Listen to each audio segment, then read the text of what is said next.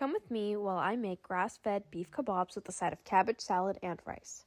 I start off by slicing my red cabbage, adding 2 tablespoons of white vinegar, 1 tablespoon of pomegranate molasses, and some salt and pepper. I let that sit while I cook the rest of the meal.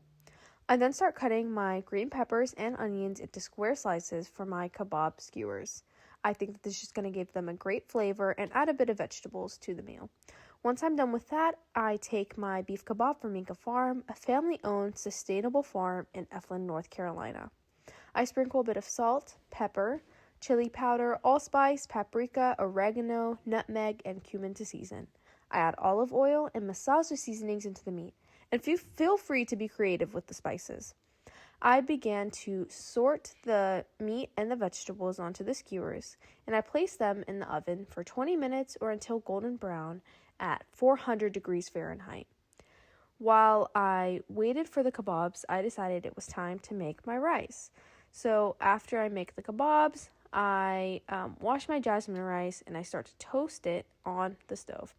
I add a little bit of corn oil and I use high heat for this part of the meal. I made 1 cup of rice and then I added 2 cups of water. I usually just add water until I can see a layer that forms like on top of my rice. I then add some salt, turmeric, and cumin to the rice. Cover it with a lid and I turn the heat all the way down once I see the water start to come to a boil. Next, I start to make my tahini dressing. I add 3 tablespoons of tahini into a bowl, 2 tablespoons of sour cream, although I usually prefer plain Greek yogurt, 2 tablespoons of olive oil, 1 cup of water, the juice of half a lemon, and then salt to taste. I add water until it has this runny consistency.